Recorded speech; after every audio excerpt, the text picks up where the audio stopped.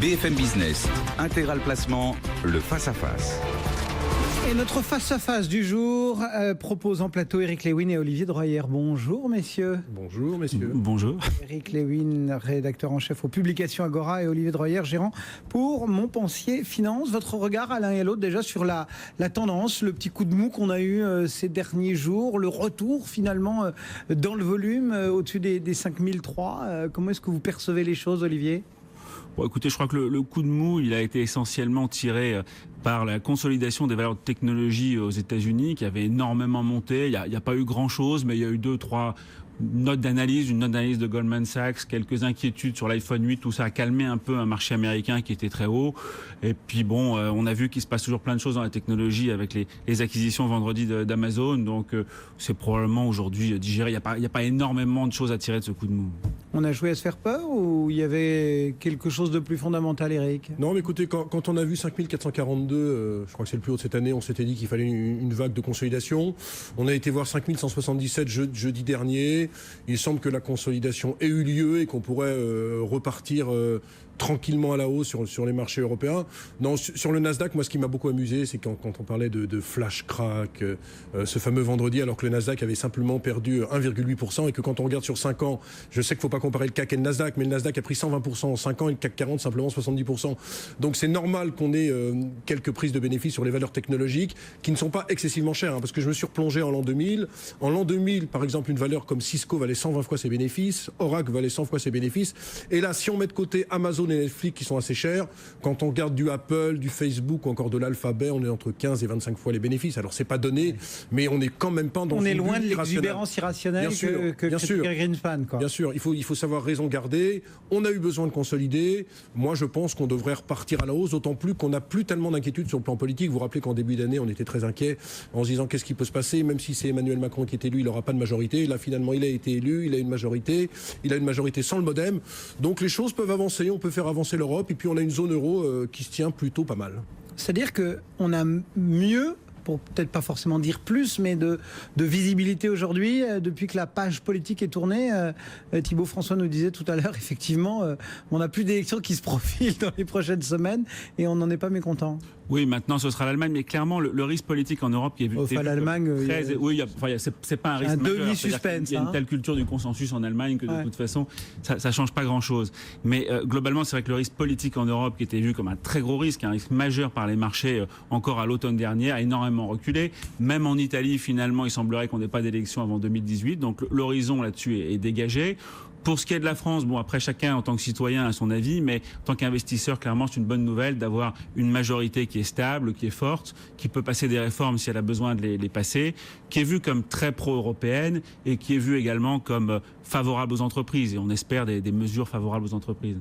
Du coup, qu'est-ce qu'on prévoit et chez Publication Agora et chez Montpensier pour les prochains mois là? Comment est-ce que vous percevez les choses?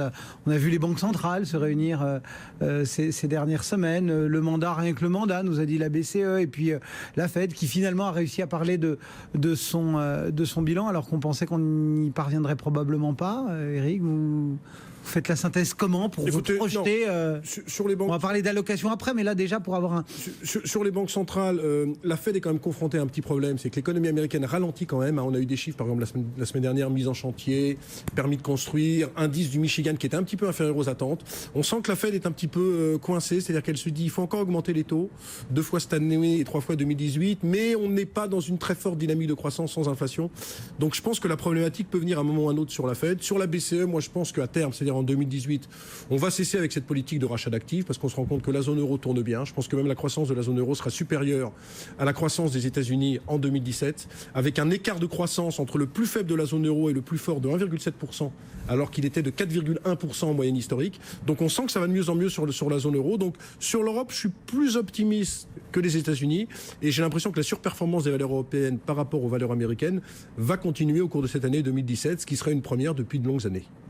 Oui, d'autant que Olivier. les valorisations, en Europe, les valorisations ne sont pas bradées. On est sur un PE 12 mois glissant de 14,7 fois, donc c'est un peu au-dessus de la moyenne historique, mais finalement avec un bon momentum de résultats, et l'écart par rapport aux États-Unis est quand même très fort. Alors qu'effectivement, Eric mentionnait un peu de ralentissement aux États-Unis, il y a l'indice de Citigroup des surprises économiques qui depuis 2 mois quand même se dégrade, et puis au niveau politique aussi aux États-Unis, c'est vrai que c'est un peu l'incertitude, c'est-à-dire que finalement on voit que Donald Trump n'arrive pas à passer aucune réforme. À mesure que notre horizon se libère, le sien reste un peu embrumé. Le sien est un peu embrumé. Et ce qu'il ne faudrait pas, c'est que finalement, à la rentrée de septembre, les dirigeants américains des entreprises qui ont anticipé les baisses d'impôts, la border tax, qui ont anticipé les plans d'infrastructure, ne voyant rien venir, finalement se mettent un peu à geler leurs investissements. Ça pourrait être un risque. Mais en tout cas, c'est clair que l'Europe nous semble aujourd'hui dans une meilleure dynamique que les États-Unis sur le marché. Et une dynamique partie donc pour durer longtemps, pour encore accélérer. Vous estimez que le meilleur est devant encore pour cette dynamique et cette croissance européenne l'un et l'autre? Le momentum économique continue plutôt à être favorable en Europe. L'ensemble des données pointent vers plutôt une légère accélération de la croissance européenne. Quand Eric s'attend à une croissance européenne supérieure à la croissance américaine, on croit rêver. On se dit que c'est super, ou au contraire on se dit c'est inquiétant parce que ça veut dire que ce ralentissement US il va nous toucher aussi à un moment ou à un autre? Non, à ce stade, c'est un faible ralentissement aux États-Unis, donc on ne peut pas dire que ça puisse avoir beaucoup de conséquences sur l'Europe.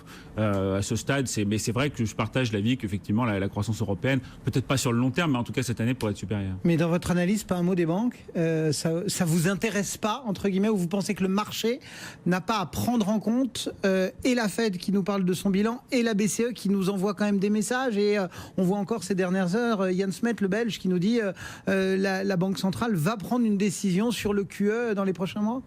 Bon, alors simplement sur les banques centrales, je crois que c'est effectivement le ralentissement de l'inflation finalement qui finalement change un petit peu les choses. Alors pour la Fed, c'est plutôt une mauvaise nouvelle parce que finalement ça la gêne dans son cycle de hausse de taux. C'est vrai qu'aujourd'hui, les marchés n'attendent plus de hausse de taux au mois de septembre, alors que c'était quelque chose qui était considéré comme acquis finalement il y a 2 mois. Pour la BCE, ça a été plutôt une chance parce qu'on sent bien que l'Allemagne finalement met la pression pour réduire les achats dans le cadre du quantitative easing, et finalement ça a permis à Mario Draghi quelque part de passer son tour jusqu'au mois de septembre. Mais tout ça est largement anticipé. Je ne pense pas que ça provoquera de choc majeur, peut-être des petites consolidations, mais pas de choc majeur sur les marchés. Pas de crainte, notamment à travers les devises, parce qu'on s'est beaucoup posé la question, notamment sur le dollar. Écoutez, non, regardez, il ne se passe plus grand-chose. Sur la parité euro-dollar, on avait fortement acheté Donald Trump il y a 6 mois. Là, on est au plus haut depuis 6 mois, mais on reste dans une parité entre 1,11 et 1,13, sans véritable inquiétude des investisseurs. La BCE, si elle change sa politique monétaire, c'est parce que la zone euro va mieux. Donc, c'est plutôt un bon point pour l'Europe. Sur les États-Unis, quand je disais qu'il y aura un différentiel de croissance, ça sera la marge de 0,1 à 0,2 points. Mais symbolique, parce qu'on se rend compte que ça va de mieux en mieux sur la zone euro, ce qui me fait dire que les valeurs européennes devraient progresser. Et à l'intérieur de ces valeurs européennes, je privilégie toujours mes small et mid caps. On va y revenir sur la location, c'est promis.